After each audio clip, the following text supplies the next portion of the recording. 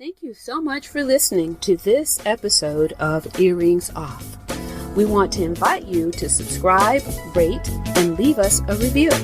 You can find us on Facebook at Earrings Off Podcast and on Instagram at The Earrings Off Podcast. Welcome to Earrings Off. I'm Lou. And I'm Teresa. Let's get started.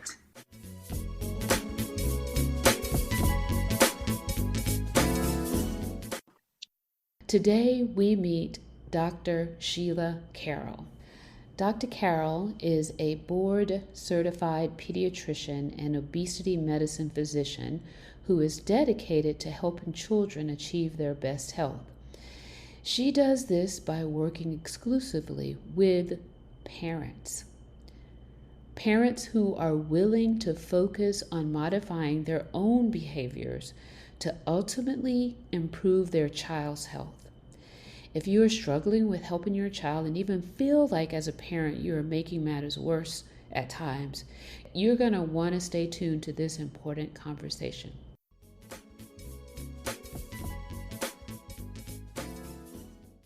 Well, hello. We have with us today Dr. Sheila Carroll.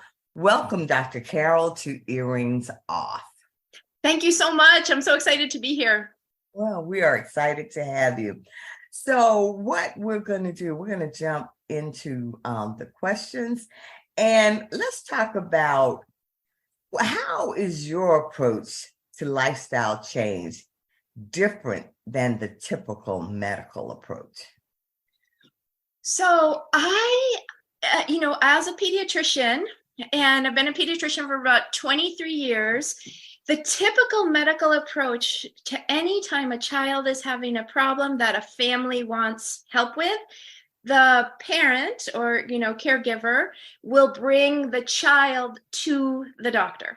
Mm-hmm. For example, if a child has anxiety or depression or weight, carrying extra weight, or they want to talk about healthy habits, they will bring the parent brings the child to the doctor. And with that comes the expectation that the doctor is going to talk to the child about how to fix that or how to address that problem, steps to take that the child can do to fix, their problem. And I'm doing this, and over the years and years, I'm like, whoa, this is not that effective.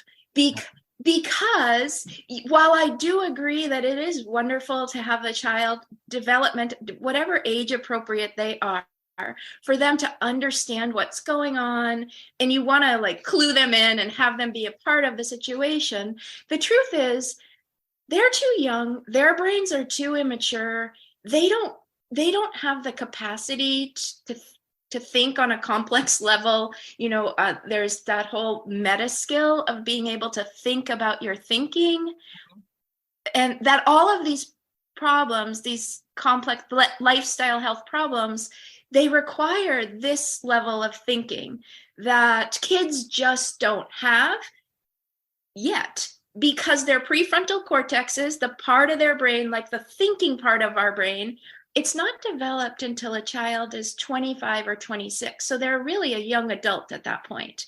So I found myself trying to, so for example, a 10-year-old or a 12-year-old would come in, say, with carrying extra weight, and I would be talking to them about making, nutrition choices, food choices, talking about sleep, getting yourself to sleep, okay, turning the screen off, getting outside, getting some exercise. And while that was all, fine, and they really, most kids are like, okay, yeah, super ineffective and not helpful at all, right. Because even if they wanted to try it, even if their brains just couldn't handle it, and they couldn't remember to do it. And when push comes to shove in the moment, kids want what they want when we all do, right? We all want what we want when we want it, but that's coming from our they call it primitive brain. That's coming from a different part of your brain than your prefrontal cortex. So more important is just to talk to the parents. That's who I needed to be talking to for all of those problems. Wow. And you know what, though, Dr. Carroll, it's also, as you were talking, I'm thinking about, and the kids don't control much of their environment to make the necessary changes. The parents or the caregivers are making the purchases. They're guiding a lot of that. So, Right. Yeah. So the parents, especially if depending on what age you're talking about, as your child ages, obviously you lose a little bit more of that direct control over, when my son was 7, he wasn't going to any stores or biking around town by himself. Now that he's 11, he does bike around and he can go to a store if he wants to. So as kids age, they get more autonomy and more freedom in that regard. But exactly right, like the parents are the ones who are buying the food. What are we keeping at home? And also the parents are the ones setting the boundaries around screen time, bedtime, exercise, and also, emotional regulation skills and working with that. So yeah, so this is where I think the medical community, I think, all of us doctors, we do want to help families, but also we're just not set up for that 15-minute visit. You can't really discuss very much in a 15-minute visit. Okay, come back in 6 weeks. It's just, it's not working. And as parents, it's so hard not to feel guilty when things go on with your kid. And I can't imagine, because I've struggled with weight and losing weight and all of that during my adult life.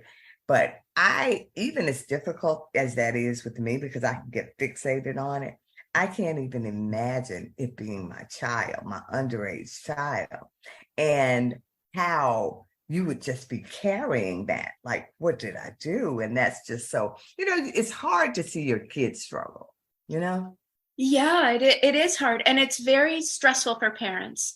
Yeah. And there's a lot of fear sometimes, worry about health problems. Is my child going to develop these early health problems?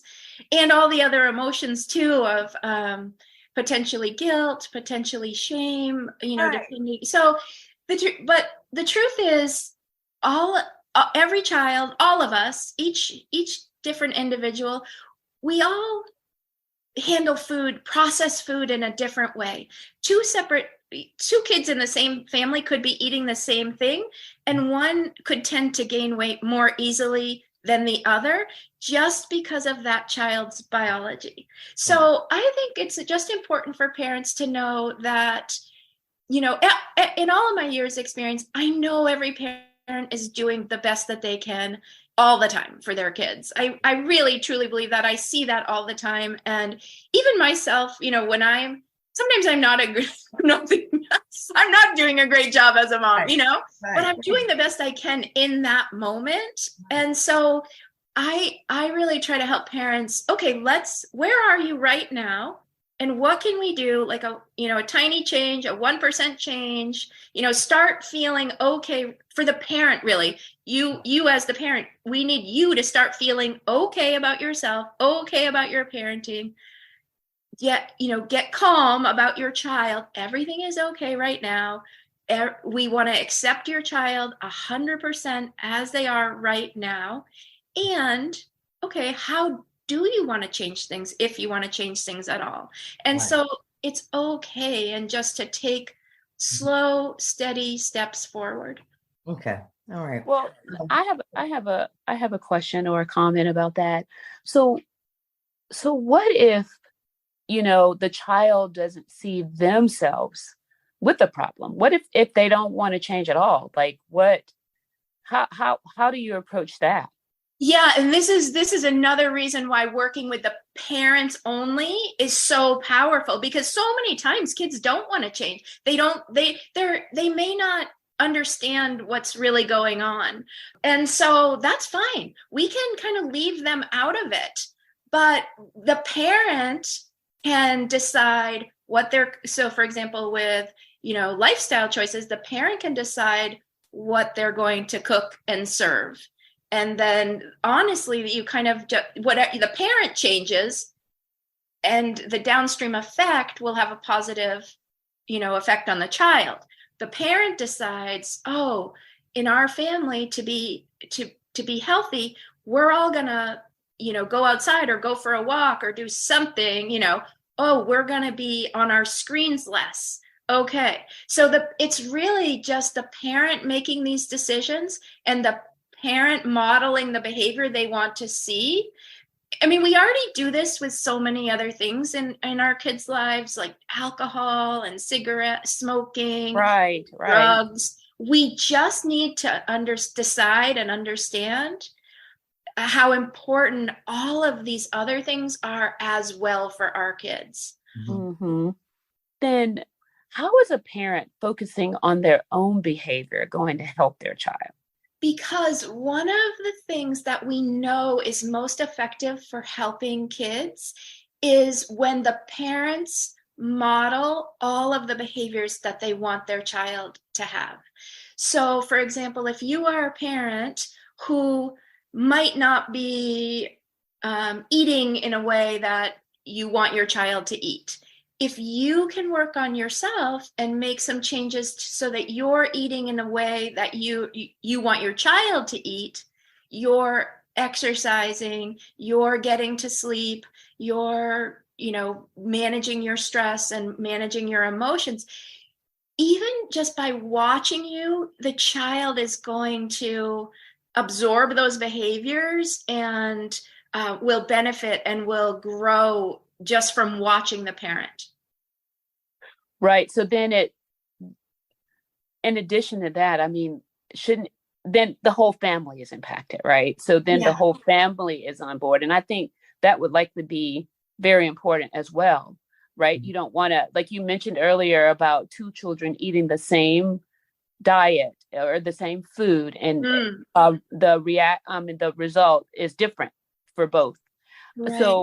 So it would have to be somehow the parent would have to bring those behaviors into play, but not put the focus on the child who really needs it. You know what I mean?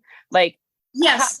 And the truth is the way you would want to help a child who's carrying extra weight, like really good nutrition, good sleep, good movement, stress, emotional regulation skills. Those are going to be the things you want, even for your child who's not carrying extra weight. Yeah. So I'll give you my personal story. I was an overweight child and struggled from being a kid at about 9 or 10 years old, then a teenager, then a young adult, off and on my whole life. And I was one of 5 kids. And I grew up, I was in I was 7, 8, and 9 back in the 70s. And when I went to the doctor one time, the doctor said to my mom, just at a regular checkup, you got to get her to stop eating. And, well, first of all, that didn't feel good at all. It was really embarrassing. I was so young, and I just felt so ashamed. Yeah. And but what happened at that visit is that doctor gave my mom and me a little pamphlet. I still remember it. You know those maps that fold out? Yeah. And like old-fashioned map, and you can never get them back folded. Yeah. Yeah. He gave us a pamphlet like that had every food with a calorie right next to it, like apple, 60 calories, banana, 100 calories. And he told me I was supposed to eat 1,200 calories a day as a 10-year-old. So we went back home. We, kept this pamphlet. I studied it. I was like, okay. But we didn't change as a family. Because we weren't guided to do that. Right. My parents are just so wonderful, and they never made me feel any which way about my weight. They just valued me for who I was. Yeah. But at the same time, because they didn't receive the message that you need to change as a family, or that's really the effective way, right, it was left up to me when my mom would be baking cookies or buying Oreos or so that was left up to me to just not eat them as a 10-year-old. And I just did not have that skill set. Oh yeah. Of So course. so nothing happened. So even though I tried to follow this 1,200 calorie diet, because we didn't change as a family, because there were several other kids in my family who were not overweight at all. Two of my siblings were very, very thin and muscular, just the way they're wired. That can kind of got kicked down the road. And so I didn't figure it out. I was left to figure it out on my own as an adult. Wow. But we can save our kids so much time and so many decades of pain and struggle. But this is a little bit of the hard message that, if you have a child that's struggling, you need to help them, and you need to change too. Yeah, you said pain and struggle, and what I'm thinking, even with that story, is how impressionable children are, right? And so that it turned out fine for you, right? But another child hearing that, it could have sent them down a different path. Exactly. You know what I mean? And that's my concern when it comes to talking to children about food, like nutrition, right? So I'm very happy to hear that the approach is to get your approach is to work with the parents first, right? And get them on board and get them down the right path before that impressionable. Because most children, I mean, unless they've been bullied in school, they don't even think about it.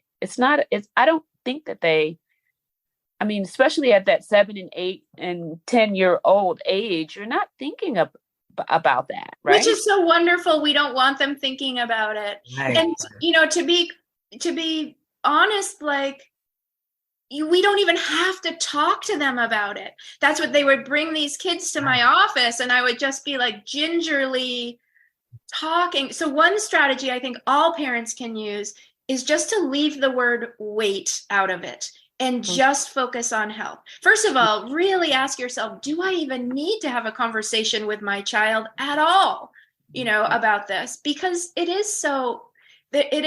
it's become something in our culture, in our society, where it feels bad, and we immediately almost internalize this as embarrassing. If you're overweight, it's embarrassing, it's shameful, you did something wrong, something's wrong with you. And it's not that at all, of course, but most kids might not understand that. So we want to, as parents, accept our kids as they are and focus on their health. Right. Because that's the long-term, that's the big message we want to be getting across. Right. And I was thinking about the whole thing as the other message might be, food as fuel versus good food, bad food, that kind of thing. Yeah. And there's so much to understand about our bodies and our current food system. So if you think about the human body evolutionarily over the millions of years we've been evolving, we are only coming into this new food system the past 50, 60 years with these highly processed foods with so much added sugars, all of these extra chemicals and additives, preservatives, dyes. Our human bodies haven't evolved quickly enough to really be handling those foods. And in some people, it shows up as weight.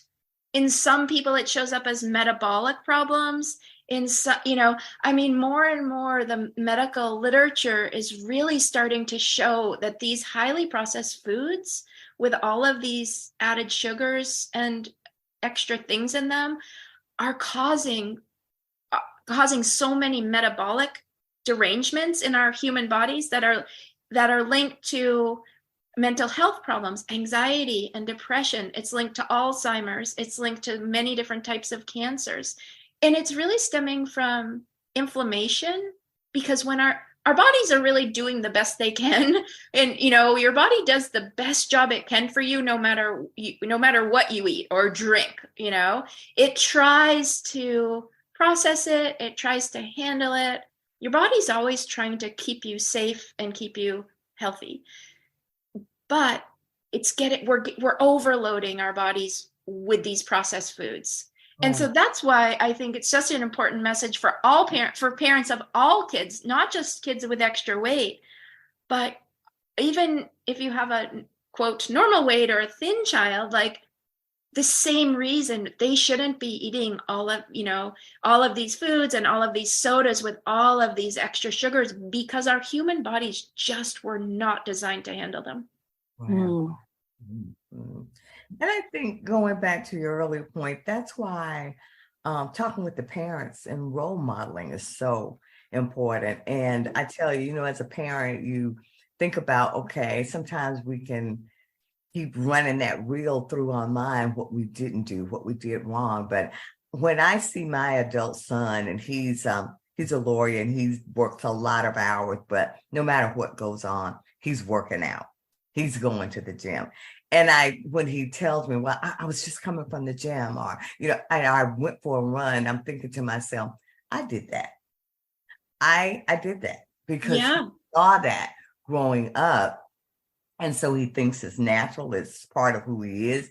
And now my grandchildren are seeing that. Mm-hmm. And so the role modeling is very important, not just the talking, but to actually see them and let them see you incorporate these behaviors into your lifestyle. So 100%. Yeah. And for moms, it can be hard sometimes. It's hard. I don't know that many moms that are like, well, I went to the gym, That's sometimes, especially if they have a job, especially if they're working a lot, there's more pressure on. This is just my personal opinion, but as a working mom for a long time, like you just run out of hours in the day. You do. Yeah. You do. And so for moms to give themselves some grace, give themselves some compassion, and this is not about perfection and doing everything 100% all the time. This is little bits, little steps, progress over perfection, and just most of the time, right? This is like we talk about, 80% of the time we eat really well. 80% of the time I work out really, it's not about perfection, and we want that flexibility in everybody's life. Right. So, Dr. Carroll, what are some common mistakes parents inadvertently make when they're trying to help their child change? I think sometimes people try to change too much all at once. Mm-hmm. And it's overwhelming. They're like, all right, we're doing it. It's like, January 1st when you sign up for a gym membership. Yeah, everybody's there. But you're like, okay, we are throwing out all the junk food. We are going on a family march. We are getting to bed, and it's just too much, and it's overwhelming. And that is not a great approach, because you're going to burn out, and then you're going to give up.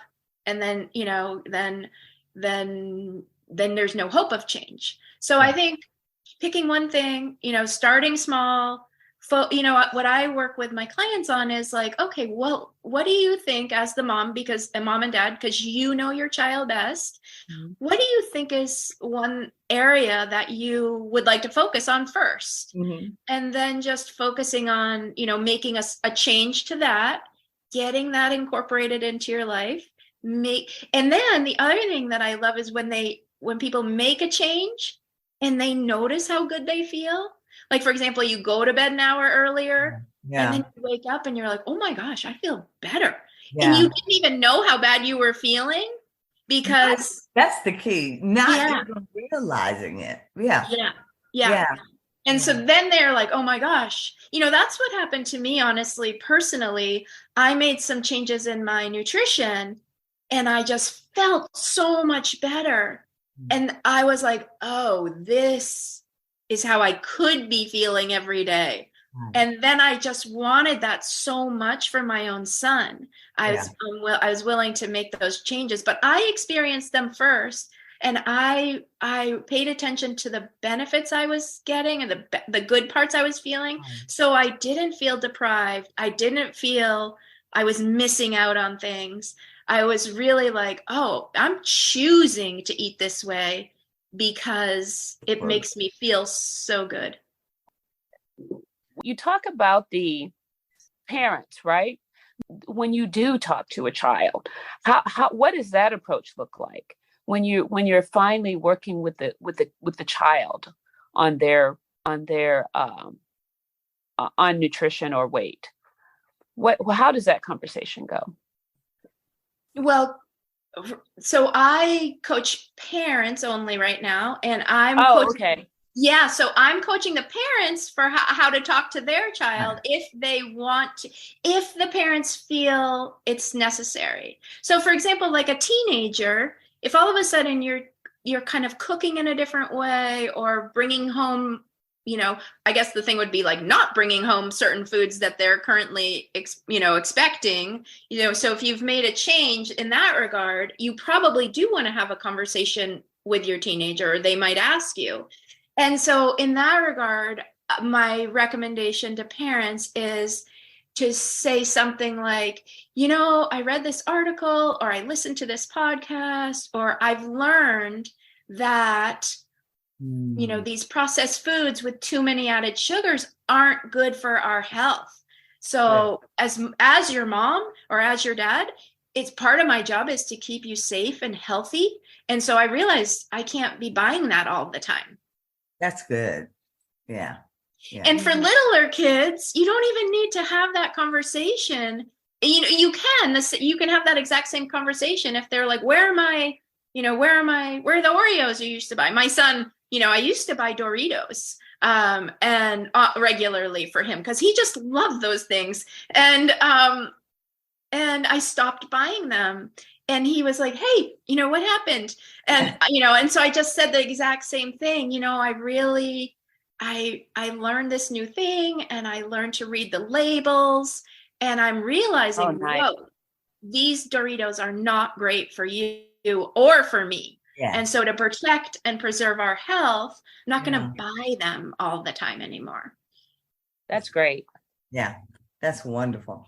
Dr. Carroll, I read in one of your blogs where you talked about the blue zones and, how they're in certain parts of the world, people live longer and they're healthier. And I may be saying the phrase wrong, but I think it was in Japan, harahichi-bu. And I want you to talk to us a little bit about that, please. Sure. Isn't that a great phrase? Yeah, I'll probably say it wrong too, because I've never been to Japan. But so the blue zones, exactly, they're parts of the world where people have really long lifespan, but they have a wonderful health span to match that. So they're super healthy. And it's interesting, you can just Google it and read about it, but it's like one of the big things that really helps them is community. And they have a lot of connection in those areas. But this phrase, harahachi-bu, means the translation is eat until your stomach is 80% full. Yeah. And so in this area in Japan, they say this, apparently, they say this before meals as a reminder. And so I think that is something so powerful that we could teach our kids. We could teach ourselves first. Yeah. Because part of what's happening here in the United States is we're eating rushed. We're eating in front of screens. Yeah. We're not connected to how we feel in our body when we're eating. Right. A meal has become, sometimes in the car, on the go, at the Little League field, whatever. And so the whole idea for health purposes is by the time you're feeling really full, you've eaten too much probably. And, because that sensing in your body lags to the amount of food you've eaten. Right.